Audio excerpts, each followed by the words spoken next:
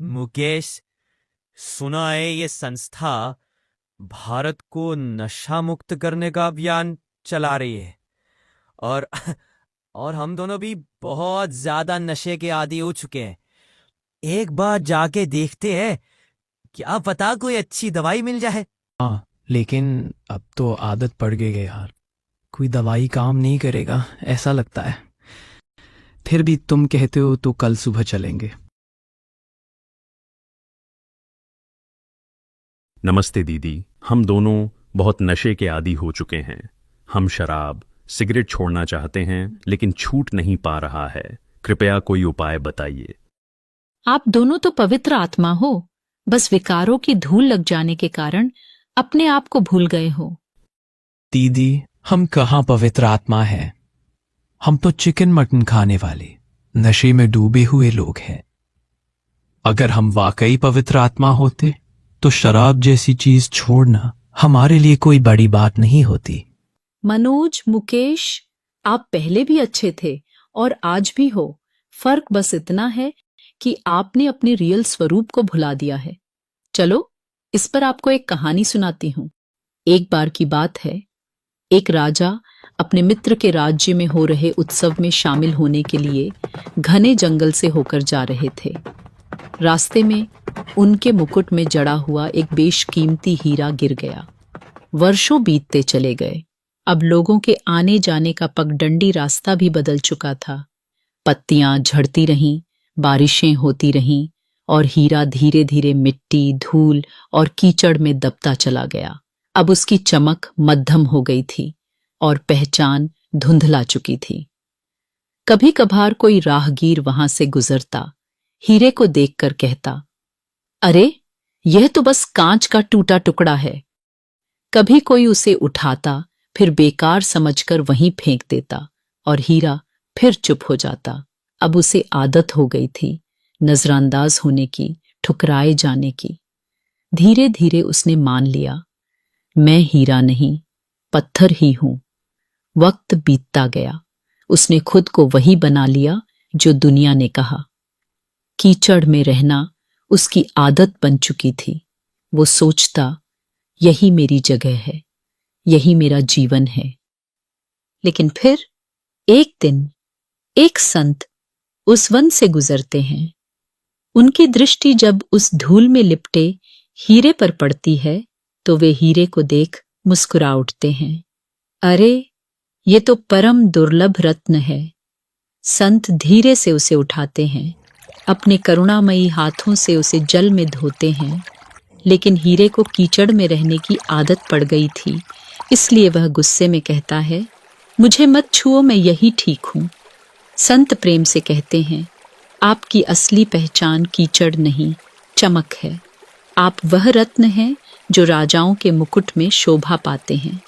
पहली बार किसी ने उसे उसके उस रूप को देखा जैसे वो सच में है।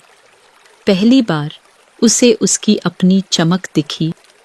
उसकी आंखों से बूंदें टपकीं, पर वो आंसू दर्द के नहीं थे, वो पहचान के आंसू थे।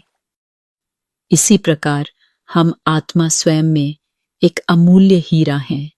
देह, अभिमान, नशे, विकार, ये सब कीचड़ हैं जो हमारी असली चमक को छिपा देते हैं। पर जब परमात्मा शिव संत बनकर आते हैं तो वो हमें धीरे धीरे हमारी खोई हुई पहचान याद दिलाते हैं। लेकिन दीदी, हम तो बचपन से ही इसी दुनिया में ऐसे ही संग में रहे हैं। हम कोई हीरे के समान थोड़ी ही थे। हाँ दीदी, वो तो हीरा था जो खो गया था। हम तो शायद कभी थे ही नहीं। आप अपने को यह शरीर मात्र समझ रहे हैं और सिर्फ इस जन्म को देख रहे हो, लेकिन वर्तमान जीवन ही संपूर्ण जीवन नहीं है। इस जन्म के पूर्व भी हमारे अनेक जन्म हो चुके हैं। अब आपको परमात्मा द्वारा बताए गए हमारे पूर्व जन्मों की रियल हिस्ट्री सुनाती हूं। वास्तविकता यही है कि हम यह नश्वर शरीर नहीं हैं, बल्कि चैतन्य शक्ति आत्मा है। आत्मा ही वह शक्ति है जिसके कारण यह शरीर चेतन दिखाई देता है। आत्मा ही देखती है, बोलती है, सुनती है, सोचती है, अनुभव करती है। यह शरीर तो आत्मा का वस्त्र मात्र है, जो मृत्यु और जन्म के चक्र में बदलते रहता है।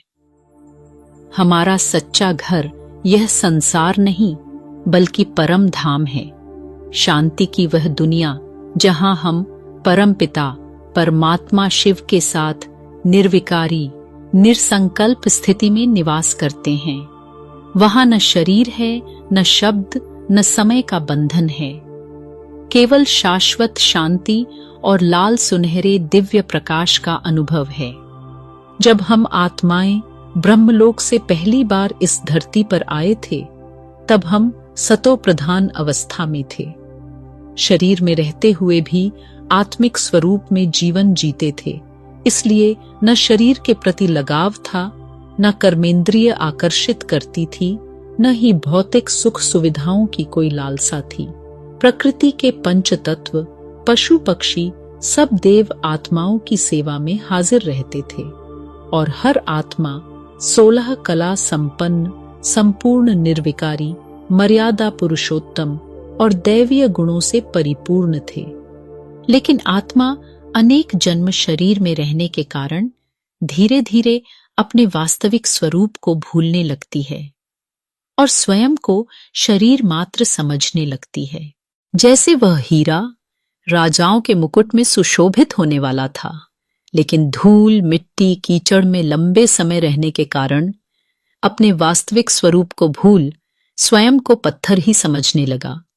वैसे ही हम आत्मा सतयुग में डबल ताजधारी राजा थे, लेकिन द्वापर युग से अपने असली पहचान को भूलने के कारण 5 विकारों के वशीभूत हो स्वयं को पतित मनुष्य समझने लगते हैं। सतयुग में जो आत्माएं पवित्र थीं, आत्मिक दृष्टि से संपन्न थीं और सदा सुखदायी कर्मों में रत रहती थीं, वही आत्माएं कलयुग में दैहिक आकर्षणों और विकारों में उलझकर पापमय जीवन जीने लगी हैं। जब से मनुष्य स्वयं को आत्मा के स्थान पर केवल शरीर समझने लगा है, तब से उसने शारीरिक सुख सुविधाओं को ही जीवन की अंतिम उपलब्धि बना लिया है। इसी देह अभिमान के परिणाम स्वरूप संसार में अशांति, संघर्ष, ईर्ष्या, हिंसा और दुख निरंतर बढ़ते जा रहे हैं। लेकिन आत्मा के अंदर यह आंतरिक पुकार बनी रहती है कि एक परमात्मा ही हमें इन दुखों से छुड़ाकर फिर से सच्ची सुख शांति की दुनिया में ले जा सकते हैं। इसलिए द्वापर युग से पूजा पाठ सत्संग करते ही आते हैं, लेकिन धीरे धीरे 5 विकार विकराल रूप लेते जाता है, जिसमें आत्माएं फंसकर पाप कर्मों में लिप्त होती चली जाती हैं और परिणाम स्वरूप परमात्मा से उनका संबंध और भी अधिक टूटता जाता है। लेकिन दीदी, हमने तो सुना है कि परमात्मा तो कण कण में है, सब में है, सर्वव्यापी हैं। फिर उनसे संबंध टूटने या दूर होने की बात कैसे हो सकती है? कृपया इसे थोड़ा गहराई से बताइए।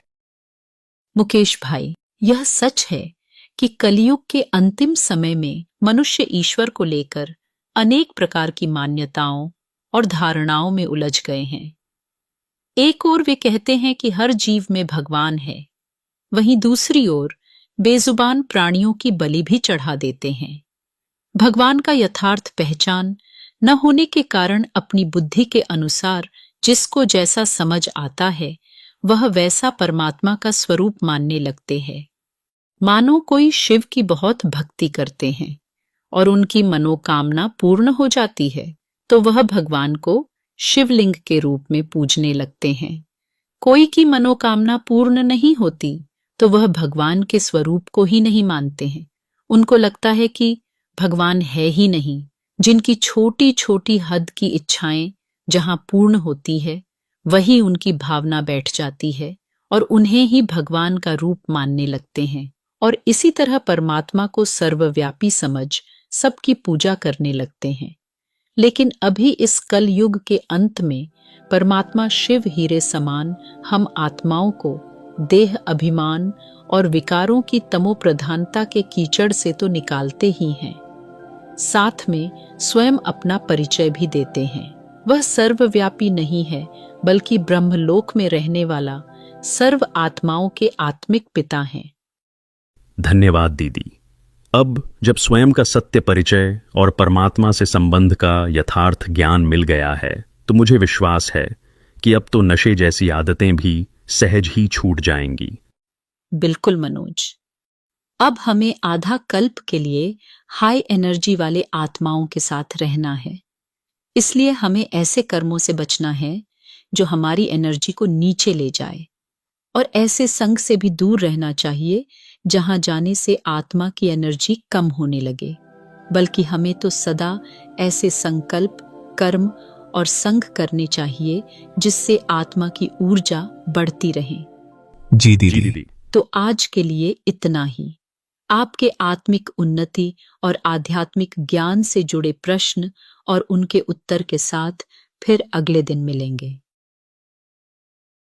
राजयोग मेडिटेशन और आध्यात्मिक ज्ञान ने लाखों आत्माओं के जीवन को सकारात्मक रूप से बदल दिया है। यदि आप भी अपने जीवन से अवगुण, कमजोरियां या नशे जैसी बुरी आदतों को दूर कर आत्म उत्कर्ष की ओर अग्रसर होना चाहते हैं तो नजदीकी ब्रह्मा कुमारी सेवा केंद्र से अवश्य संपर्क करें।